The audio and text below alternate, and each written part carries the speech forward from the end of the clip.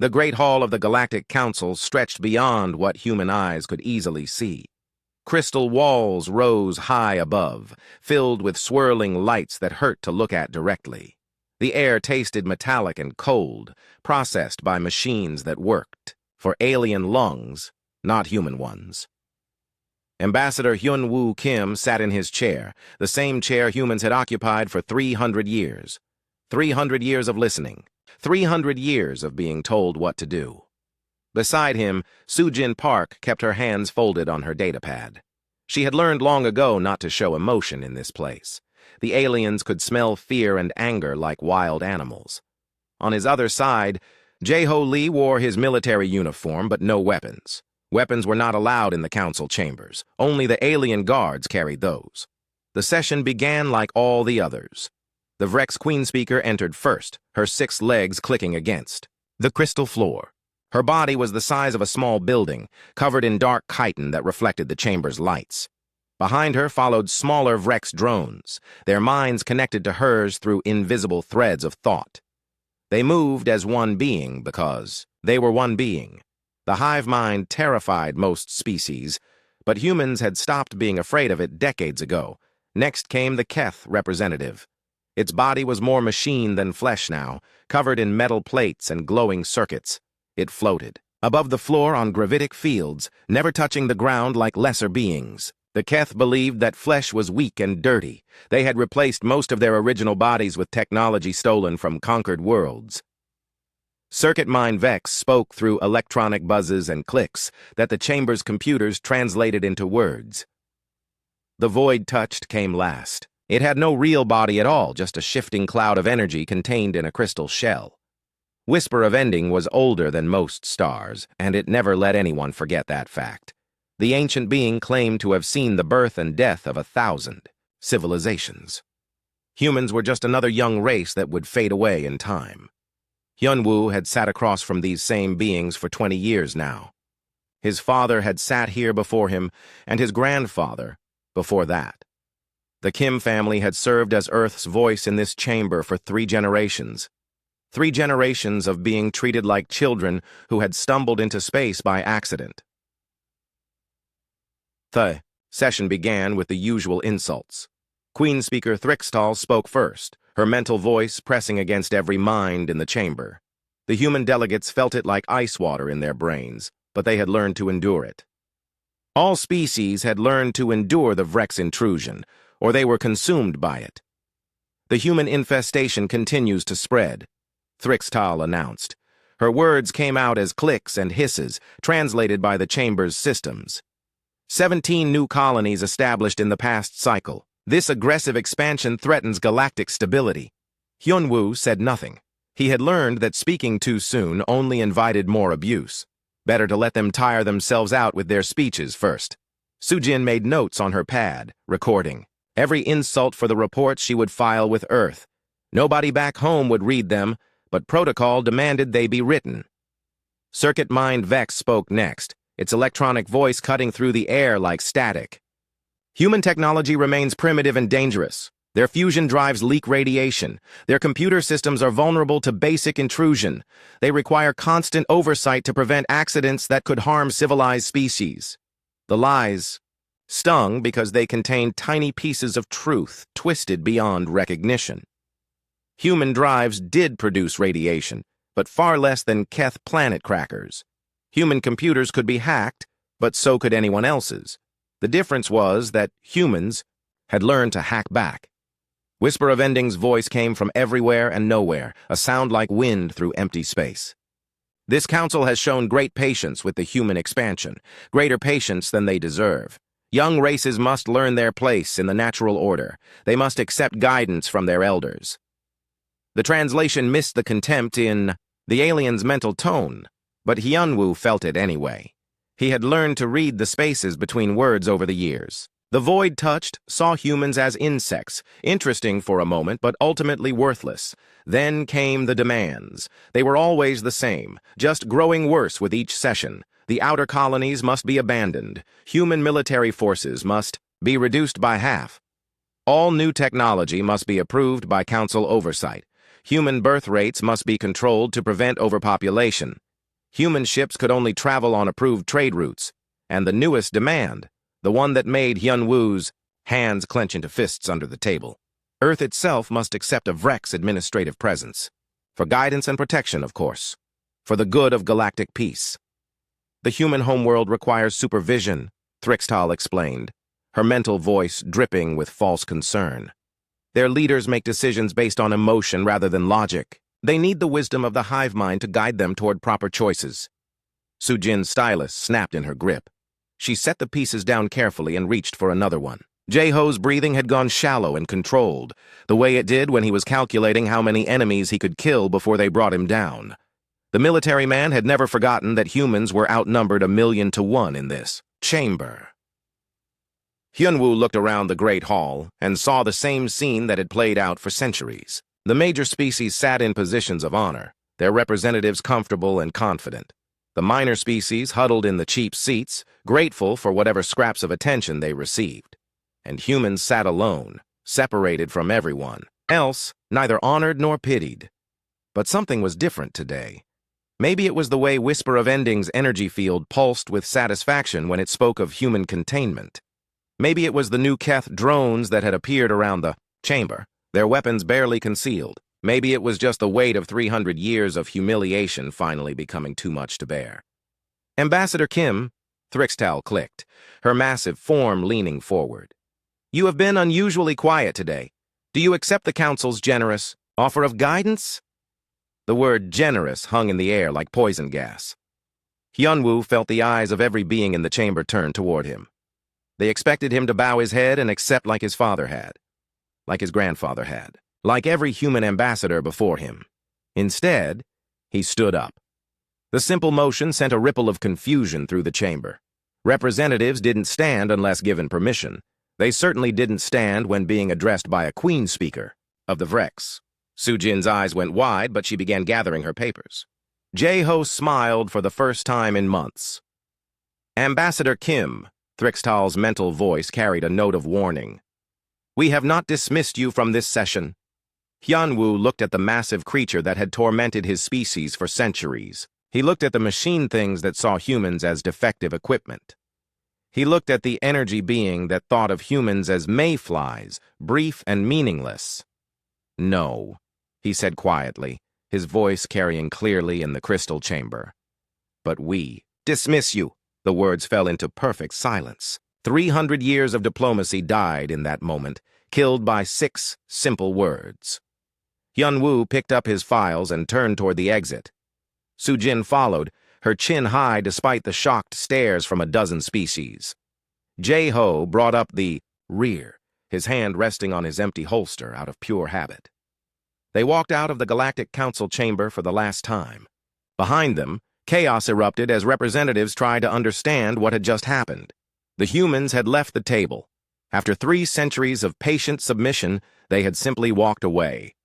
None of the aliens in that chamber understood what they had just witnessed.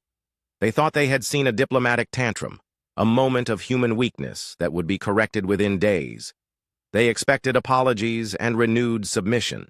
They were wrong about everything. The news traveled faster than light across human space. Ambassador Hyun-woo Kim had walked out of the Galactic Council. After 300 years, humanity had abandoned the diplomatic table. Some people celebrated in the streets, others locked their doors and waited for the alien fleets to arrive. Admiral Bo-young Choi received the message while inspecting the defense stations around Mars. She read it twice, then smiled. Finally. She had been waiting for this day since she was a young officer watching alien ships patrol human space like they owned it. Her aide, Commander Dalho Ryu, looked nervous when she handed him the orders. Recall all deep space fleets, she said. Bring everyone home. Full defensive positions around the core worlds.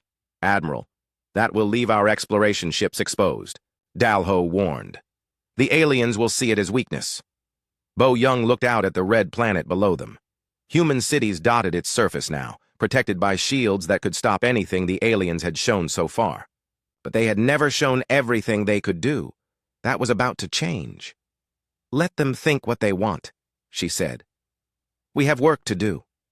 On Earth, President Min Ho-yoon stood before the largest gathering of world leaders in human history. Every nation, every colony, every space habitat had sent representatives. The great assembly hall buzzed with nervous energy as people tried to understand what came next. "My fellow humans," Min Ho began, his voice carrying to every corner of human space through quantum communication networks. "Today we stopped begging for respect.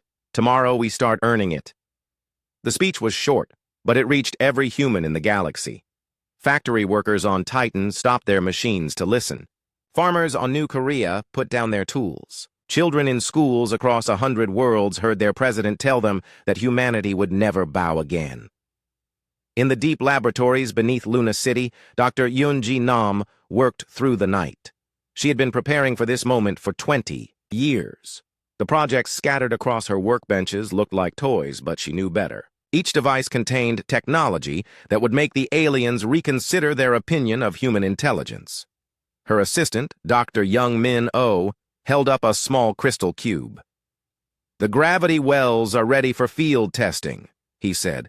"We can create localized distortion strong enough to crush battleships." Yoon-ji nodded, but didn't look up from her main project. The Reaper protocol had been theoretical until this morning. Now it was becoming very real. "How many quantum disruptors do we have ready?" 50,000 units, all calibrated for Vrex. "Neural frequencies," Young Min replied. "The hive mind won't be able to coordinate if these deploy correctly." "Good.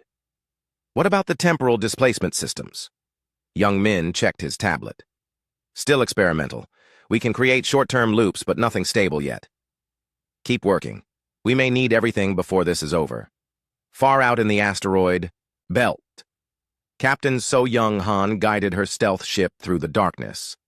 The silent dawn was invisible to alien sensors, wrapped in fields that bent light and energy around its hull. She had been watching Vrex fleet movements for months, counting ships and mapping their formations. What she saw now made her breath catch in her throat. Thousands of Vrex vessels were gathering at the edge of human space. Hive ships the size of cities floated in perfect formation, their organic hulls pulsing with bioluminescent patterns. Smaller craft swarmed around them like insects around a nest. "Send this back to command," she told her communications officer, Lieutenant Tae-ho, Moon. "The bugs are getting ready for war." Tae-ho looked at the scanner readings and whistled softly. "There must be 10,000 ships out there, maybe more." So Young had fought the Vrex before, back when humans still tried to meet them in fair battles. She remembered how their hive coordination made individual combat impossible. Every Vrex ship knew what every other ship was thinking. They moved as one mind controlling countless bodies. "They think numbers will be enough," she said. "They haven't been paying attention to what we've learned." On the colony world of New Busan, Commander Woo Jin-jung supervised the evacuation of civilian populations. Transport ships landed every hour, loading families and their possessions for the journey to safer worlds. But many people refused to leave. "This is our home," said colonist Myung-soo Park, holding his young daughter in his arms. "We built this place from nothing. We won't run just because some aliens want to take it." Woo Jin understood the feeling. He had helped establish this colony 15 years ago, when it was just empty plains and distant mountains. Now it had cities, and farms and schools where children learned to be human in their own way. The thought of abandoning it to alien occupation made his stomach turn. "I respect your choice," he told the colonist. "But if you stay, you need to be ready to fight." Myung-soo nodded grimly. "We've been preparing for that too." Woo Jin knew it was true. The colonists had been quietly arming themselves for years, stockpiling weapons that the Galactic Council thought were beyond human capability. When the invasion came, they would not find helpless farmers waiting to be conquered. In the intelligence centers of human space, Officer Ye Jin-bae intercepted alien communications with equipment that should not have existed. The Keth thought their quantum encryption was unbreakable. The Vrex believed their hive mind networks were impossible to penetrate. The Void Touched considered their energy patterns too complex for primitive species to understand. They were all wrong. "The Vrex are calling it Operation Swift Harvest," she reported to her superior, Director Kang-min Lee. "They plan to occupy all outer colonies within 10 days. They expect human resistance to collapse once they demonstrate overwhelming force." Kangmin studied the intercepted battle plans on his holographic display. The Vrek's strategy was simple and brutal. Massive fleets would strike human worlds simultaneously, crushing any defense forces and establishing occupation zones. Human leaders would be given a choice: surrender completely or watch their people die. "They're planning to use our own civilians as hostages," he said. "Standard hive mind tactics." "There's more," Yejin said. "They're discussing post-war arrangements. How to divide human worlds among the major species. The Keth want our industrial centers. The Void touched claim rights to our scientists for experimentation. The Vreks intend to use human population centers as breeding grounds for new drones." Kang Min felt cold rage settle in his chest. The aliens weren't planning a war. They were planning an extermination. They had decided that humanity was too dangerous to exist independently and needed to be absorbed or destroyed. "Send this to the president immediately," he ordered, "and make sure Admiral Choi sees everything." Across the galaxy, other species watched humanity's retreat with satisfaction. The arrogant young race was finally learning its place in the natural order. Some species sent congratulations to the Vrek's Queen Mind, praising her wisdom in bringing humanity to heel. Others quietly positioned their own fleets to claim pieces of human territory once the conquest was complete. None of them noticed the strange energy signatures appearing throughout human space. Ships that registered on sensors but shouldn't have been able to move were changing position. Planets that had shown normal electromagnetic patterns for centuries were suddenly broadcasting on frequencies that didn't exist in standard physics. The Galactic Council met in emergency session to discuss humanity's diplomatic withdrawal. Representatives from dozens of species debated whether to send envoys demanding humanity's return to the negotiations. Most agreed that a show of force would bring the humans back to the table within days. "They are like children throwing a tantrum," declared the Keith speaker. "A firm hand will correct their behavior." The Void-touched representative pulsed with ancient amusement.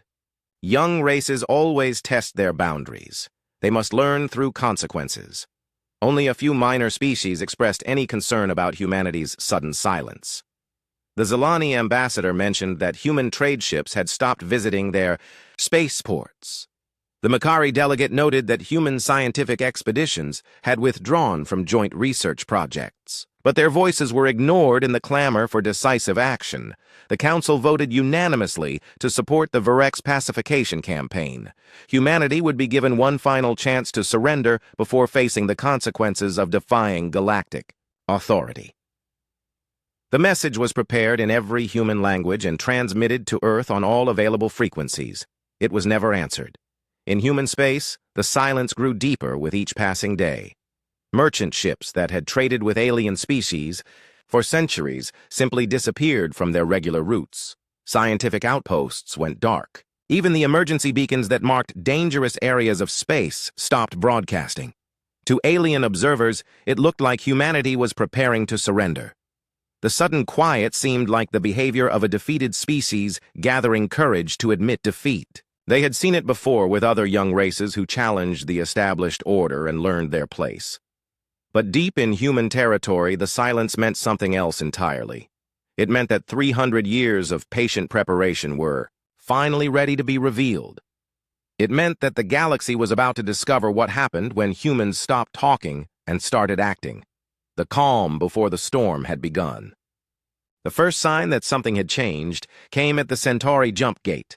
Captain Donghyun Kwan piloted his cargo vessel through the shipping lanes like he had done 1,000 times before. His ship, the Morning Star, carried medical supplies to the outer colonies. It was routine work that had kept him busy for 15 years. The Keth patrol fleet appeared on his sensors right on schedule. Shipmind Kez commanded 3 interceptor vessels, their hulls bristling with energy weapons and scanning equipment. For months now, the Keth had been stopping human ships for safety inspections that were really just harassment. "Human vessel, you will halt and prepare for boarding," came the electronic voice over the communication channel. "Your ship requires inspection for compliance with galactic safety standards." Dong-hyun looked at his navigation display and smiled. Today was different. Today he had new orders from Fleet Command and new equipment that the Keth had never seen before. Keth Patrol, I appreciate your concern, but I must decline, he replied politely. I have medical supplies for the Tau Ceti colony and people are waiting for them. The silence that followed lasted exactly 12 seconds. Then Shipmind Kez spoke again, its voice carrying the electronic equivalent of disbelief. Human, you do not have the authority to decline inspection. Submit immediately, or we will board you by force. Dong Yun continued on his course toward the jump gate. Behind him, the Keth ships moved to intercept, their weapons powering up. He could see the cutting beams charging, designed to slice through his hull like paper. The Keth had used those same weapons to destroy human resistance. For decades. Final warning, humans, stop your vessel now. No, Dong Yun said simply. The Keth fired. 3 cutting beams lanced out toward the morning star, each one carrying enough energy to vaporize a city block.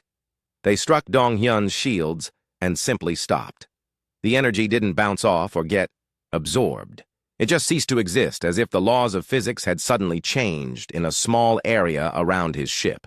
Shipmind Kez ran diagnostic programs on its weapons, certain they had malfunctioned. The cutting beams had never failed before. They were Keth technology, superior to anything primitive species could create. The diagnostics came back normal. The weapons were working perfectly.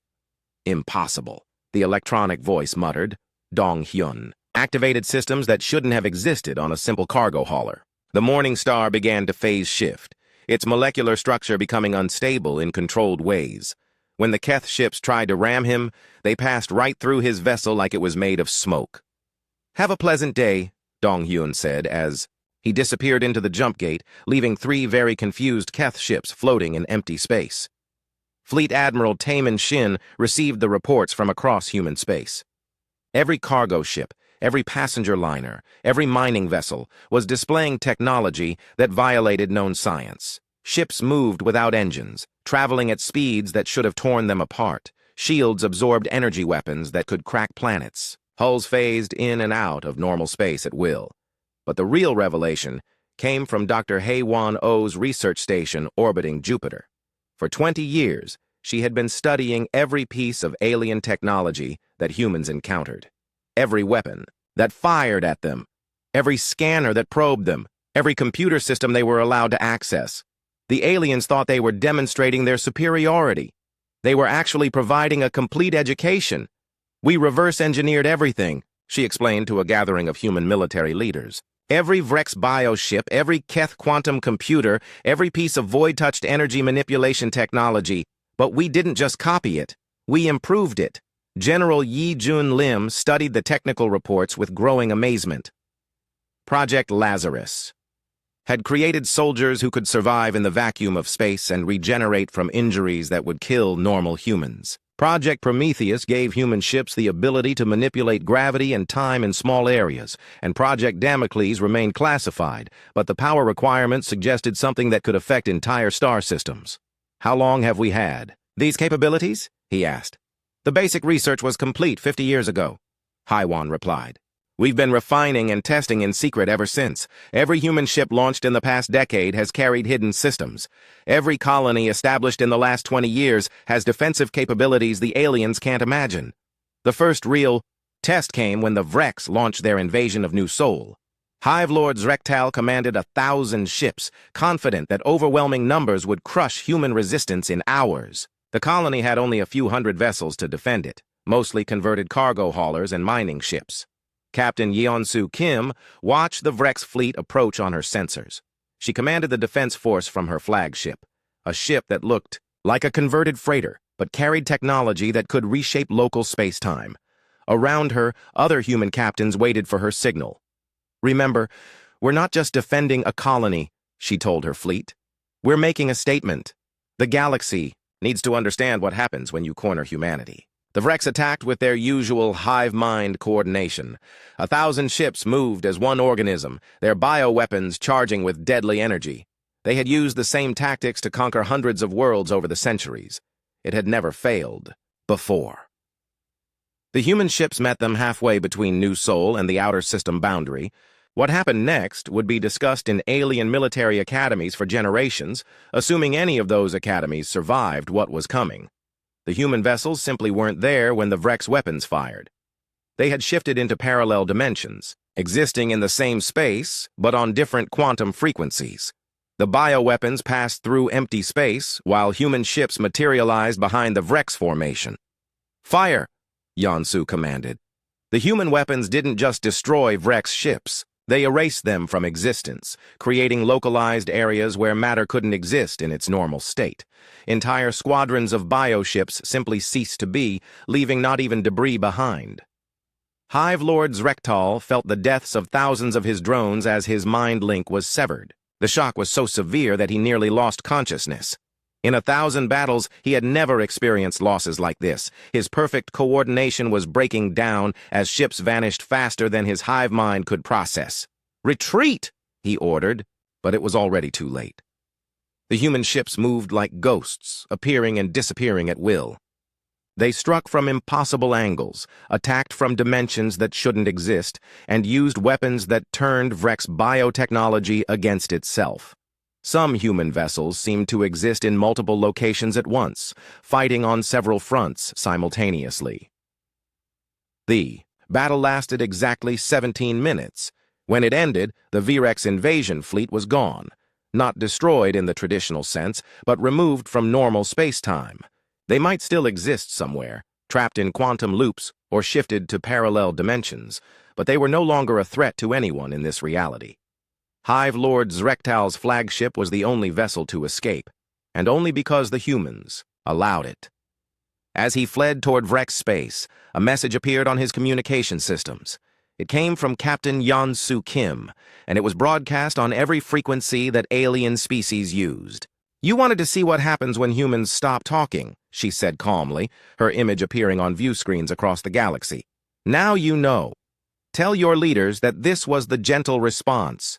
If you attack human civilians again, you'll discover what we do when we're actually angry." The message reached every major alien government within hours. The Keth Circuit Mind Council went into emergency session, trying to understand how their cutting beams had been rendered useless. The void-touched ancient minds probed the battle site, finding only empty space where 1,000 Vrex ships should have been. On the Vrex homeworld, Queen Mind Thrixtal felt something she had never experienced in her centuries of existence. Fear. The hive mind that connected all Vrex had been damaged by the loss of so many drones. Parts of her consciousness had gone dark, areas of thought that might never return. But the most terrifying part was the realization that the humans had been holding back. The technology they displayed at New Sol was incredible, but the power. Readings suggested they were operating at a fraction of their true capability. If this was humanity's gentle response, what would their anger look like? Intelligence reports flooded in from across the galaxy. Human ships were appearing in impossible locations, displaying capabilities that shouldn't exist. A cargo hauler had passed through a Keth battle station like it was made of air. A passenger liner had outrun void-touched energy beings moving at light speed. A mining ship had somehow existed in 7 different star systems simultaneously. The minor species of the galaxy watched these reports with growing hope. For centuries, they had endured the domination of the major powers, forced to accept whatever scraps of independence they were allowed. Now, suddenly, there was a 4th power in the galaxy. One that didn't seem interested in conquest or submission, but was clearly capable of both. Ambassador Hyunwoo Kim appeared on galactic communication networks for the first time since leaving the Council. But he was no longer broadcasting from Earth. His transmission came from somewhere in deep space, aboard a vessel that sensors couldn't quite locate or identify. The news of the New Sol incident spread across the galaxy like wildfire. 1,000 Vrex ships had simply disappeared, erased from existence in 17 minutes. The major species called emergency meetings in their most secure locations, trying to understand what they were facing. On the Keth homeworld of Nexus Prime, the Circuit Mind Council gathered in their crystalline halls. Billions of electronic thoughts flowed between the mechanical beings as they analyzed the battle data. Their most advanced computers worked for days, trying to find some explanation for what the humans had done. "The energy signatures make no sense," reported Analysis Node Tech. "Human ships move through dimensions that our science says cannot exist. They used weapons that consume matter itself, not just destroy it. Prime Mind Zox, leader of all Keth, processed the information with growing concern. How long have they possessed this technology? Unknown, came the response. Our intelligence on human capabilities was clearly inadequate. We may have been observing only what they wanted us to see. The realization sent electric shivers through the network of connected Keth minds.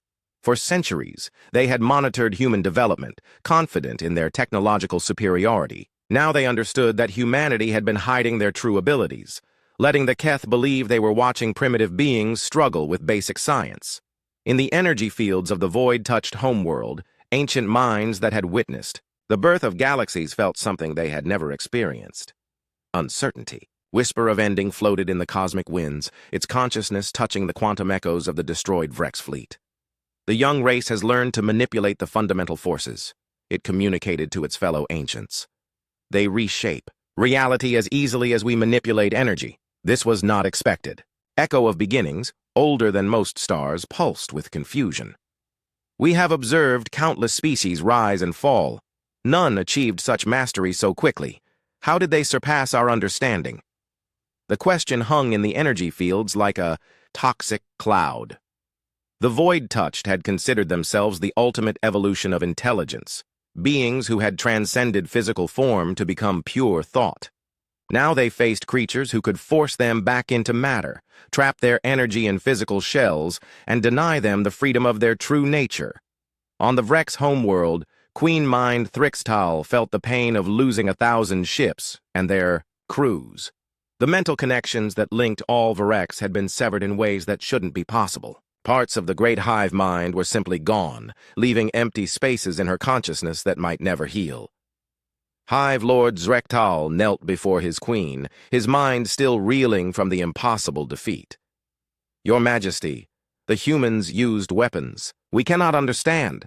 Our ships existed and then did not exist. There was no destruction, no debris. They were simply removed from reality. Thrixtal's rage burned through the hive mind, causing millions of drones across Vrex space to writhe in shared agony. Impossible. The young race lacks the knowledge for such technologies. Our intelligence reports showed them struggling with basic energy manipulation. The reports were wrong, Zrektal replied, his mental voice heavy with defeat. The humans have been deceiving us for centuries.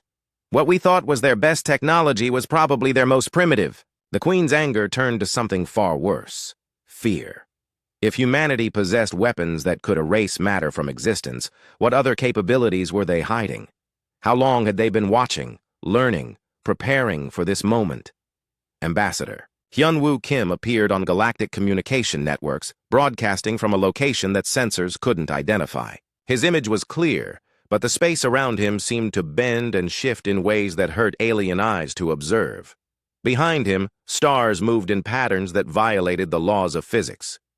To the leaders of the galaxy, he began, his voice carrying to every civilized world. You have spent centuries teaching us about power, about how the strong make rules for the weak, about how superior beings guide lesser ones. We learned your lessons well. The broadcast reached the emergency sessions, happening across alien space. Leaders who had dismissed humanity as irrelevant now watched with growing horror as Hyunwoo continued speaking. You made one critical error in your education program, he said. You assumed we were the weak ones. You believed your own propaganda about human primitiveness. You forgot to consider what might happen if the species you were oppressing was actually learning from your mistakes. Technical analysis of the broadcast revealed impossible readings. Hyunwoo was speaking from a ship that existed in multiple locations simultaneously. The background showed star systems that were light years apart, all visible at the same time. Human technology was manipulating space itself to make the transmission possible. Supreme Strategist Sunho Park stood in the war room beneath Seoul, coordinating humanity's response to the inevitable counterattacks. Holographic displays showed alien fleet movements across the galaxy. The major species were pulling back their forces, consolidating around their homeworlds and most important colonies. They're scared, observed his aide, Commander Jinwoo No. All that arrogance is evaporating fast. Sunho nodded, but his expression remained serious. Fear makes them dangerous. Cornered animals fight the hardest. His prediction proved correct. Within hours, the Keth deployed their planet-killer weapons, massive devices that could crack worlds apart with focused gravitational fields. 3 of these weapons targeted human colonies, intending to demonstrate that humanity's new technology couldn't protect them from ultimate destruction.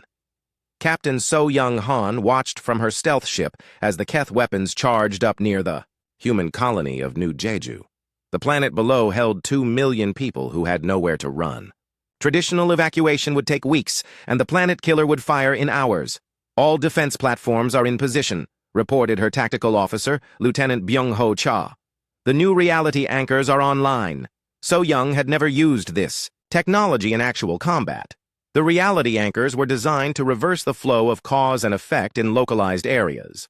In theory, they could make attacks target their own sources instead of their intended victims. In practice, nobody knew what might happen. "Fire anchors," she commanded. The effect was immediate and terrifying. The Keth planet killer weapon continued its charging sequence exactly as programmed. But when it reached full power and discharged, its gravitational beam, the weapon somehow fired backwards through time. The beam struck the Keth battle station that had launched it, 3 hours before the weapon had actually fired. The result was a temporal paradox that destroyed not just the battle station, but the entire Keth fleet that had brought it to human space. The ships ceased to exist in a way that meant they had never existed in the first place.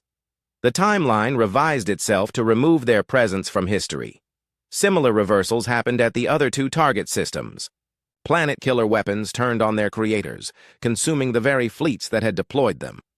Within 6 hours, the Keth had lost 3 of their most powerful war fleets to their own weapons, fired at themselves through impossible manipulations of causality. The Void Touched attempted their own form of warfare, sending energy beings to possess human minds directly. They had used this tactic to control other species for millions of years, turning enemies into servants with a touch of their consciousness. Psychic warfare. Specialist Mi Kyung-an waited for them in the deep meditation chambers beneath Luna City.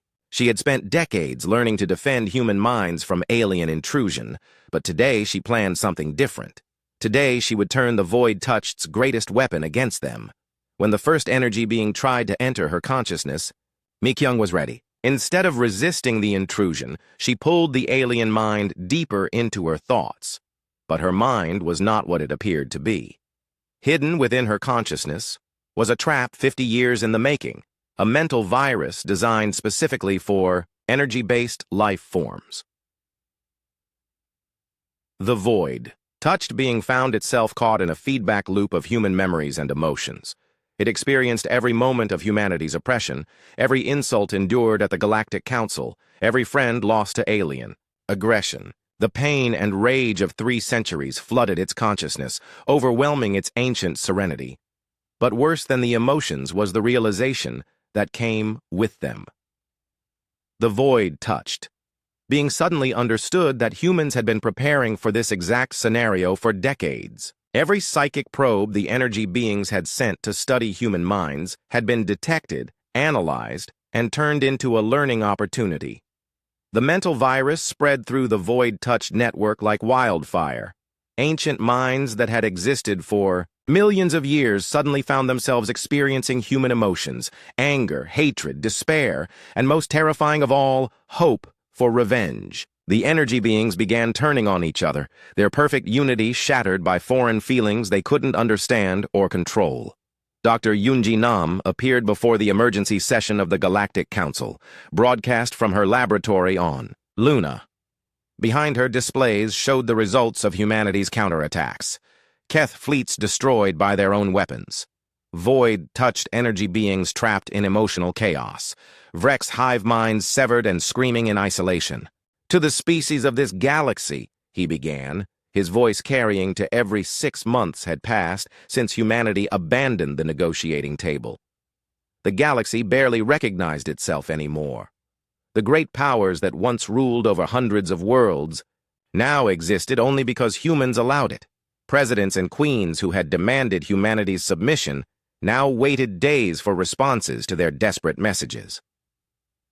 President Min Ho-yoon stood in his office overlooking the Pacific Ocean. Through his window, he could see ships from a dozen alien species waiting in orbit for permission to land. They came bearing gifts now, offerings of technology and resources that they hoped would earn them favorable treatment from their new masters. The irony was not lost on him. These were the same species that had spent centuries telling humans they were too primitive for full membership in galactic civilization. Now they competed with each other for the privilege of human attention. His secretary, former Ambassador Yun-Woo Kim, entered with the daily reports. The diplomatic role had become something else entirely. Hyun-Woo no longer negotiated with equals. He delivered humanity's decisions to beings who had no choice but to accept them. The Vrex Queen Mind has requested another audience, Hyun-Woo said, setting down the encrypted tablet. She claims to have valuable intelligence about void-touched weaknesses. Minho almost laughed. 6 months ago, Queen Mind Thrixtal had demanded humanity's surrender. Now she was offering to betray her former allies in exchange for protection. The hive mind had learned what terror felt like when individual human soldiers began appearing, inside her most secure breeding chambers, moving through dimensions that Vrex science couldn't detect. Schedule her for next week, Minho decided, after the Keth delegation. Let them all wait together in the same room. Maybe they'll entertain each other with stories about how superior they used to be. Admiral Bo-Young Choi walked through the corridors of her new flagship, a vessel that existed in 7 dimensions simultaneously. The ship itself was larger than most alien space stations, but its true power lay in technologies that alien scientists still couldn't comprehend. Her crew included beings from 20 different species, all grateful for the honor of serving under human command. Her former enemy, Keth Admiral Circuit Mind Vex, approached with a status report. The mechanical being had once threatened to dismantle human civilization piece by piece. Now it served as her tactical advisor, its vast computational abilities focused on carrying out human military objectives. Admiral Choi, the patrol routes have been established around former Vrex territory, Circuit Mind Vex reported in its electronic voice. Our sensors detect no unauthorized movement in the restricted zones. Bo-Young nodded. The Vrex homeworld had been placed under quarantine after their failed rebellion 2 months ago. When Hive Lord Zrektal attempted to rally the remaining Vrex fleets for one final assault on humanity, human temporal weapons had trapped his entire species in a time loop. They experienced their defeat over and over, unable to break free or move forward, until their minds finally accepted complete submission. "What about the void-touched territories?" she asked. "All former energy beings have been relocated to designated preserve systems," the Keth Admiral replied. "They are adapting well to their new physical forms." That had been perhaps the most impressive demonstration of human technological superiority. The ancient void-touched, beings of pure energy who claimed to be older than stars, had been forcibly converted into physical bodies. Dr. Eun-ji Nam's consciousness transfer technology had given them flesh and bone whether they wanted it or not. Now they lived as refugees in systems specifically designed for their needs, their vast mental powers reduced to normal biological limitations. On the colony world of New Busan, Commander Woo Jin-jung supervised the integration of former alien military units into human defense forces. The colonists, who had refused evacuation 6 months ago, were now training alien warriors in human combat techniques. The irony was lost on no one. Former Vrex Hive Commander Ketral knelt before Human Sergeant Min Jung Seo, a woman who had been a factory worker before the war began. The massive insectoid creature, once capable of commanding thousands of drones through mental links, now took orders from a human who barely reached its thorax. "Sergeant Seo, my unit has completed perimeter. Patrol," Ketral reported in broken human language. The hive mind had been severed from most Vrex, forcing them to learn individual thought and speech. Many found the transition traumatic, but adaptation was the price of survival. "Good work," Min Jung replied, making notes on her tablet. "Your squad's response time is improving. Maybe next month you'll be ready for advanced tactics training." The former Hive commander's antennae drooped with gratitude. Being allowed to serve under human command was considered a privilege among the surviving Vrex. Those who had been deemed unfit for integration remained in the time loop prisons, experiencing endless defeat until their minds broke completely. Dr. Yunji Nam stood before the rebuilt Galactic Council, now housed in a space station orbiting Earth. The chamber still looked impressive with its crystal walls and floating seats, but the power dynamics had completely reversed. Where alien representatives once sat in positions of honor, human observers now occupied the best seats. Former galactic powers huddled in the areas once reserved for minor species. The terraforming project on Kepler 442b is ahead of schedule, she announced to the assembled delegates. The Keth Engineering Corps has exceeded expectations in atmosphere processing. The Keth representative, a being that was once Circuit Mind Vex's superior, bowed its mechanical head gratefully. We exist to serve human expansion, Dr. Nam. Our technology is yours to command. Yunji nodded approvingly. The Keth had adapted best to their new role as humanity's technological servants. Their obsession with efficiency made them excellent workers, once their delusions of superiority had been properly corrected. Project Damocles had helped with that correction, demonstrating that human scientists could rewrite the laws of physics that governed their mechanical bodies. Intelligence Officer Ye-Jin Bei monitored communications across the galaxy from her station deep beneath Luna City. Her job had become much easier in recent months. Where she once had to steal alien secrets through careful infiltration, now every species in the galaxy freely shared their intelligence with human authorities. Director Kang Min, we have confirmation on the Andromedans, she reported to her superior. The probe signals we detected 6 months ago were from a scouting fleet. They're planning to enter our galaxy within the next 5 years. Director Kang Min Lee studied the analysis with interest. The Andromedans were rumored to be even more advanced than the former galactic powers, with technology that could manipulate entire star systems.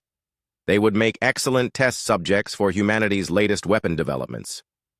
Prepare a welcome committee, he decided. It's been too long since we had a real challenge. In the deepest research facilities of human space, Dr. Young Min Oh worked on projects that would have been considered impossible just months ago. The gravity wells that had once seemed like humanity's ultimate weapon were now considered basic tools. His current research involved technologies that could affect entire dimensions, creating pocket universes where defeated enemies could be stored indefinitely. The pocket dimension generators are online, he reported to his supervisor. We can now create custom reality prisons for up to 1 million beings simultaneously. Each prison can be tailored to the specific psychological weaknesses of the species contained within. The applications were endless. Rebellious aliens could be placed in realities where they experienced constant defeat. Former enemies could be trapped in scenarios where they served humanity willingly. Entire species could be contained in artificial worlds designed to break their will to resist.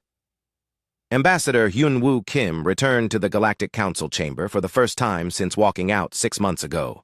But now he entered as humanity's supreme representative, with the power to make decisions that affected trillions of beings across the galaxy. Alien representatives rose to their feet when he entered, a show of respect that would have been unthinkable before the war.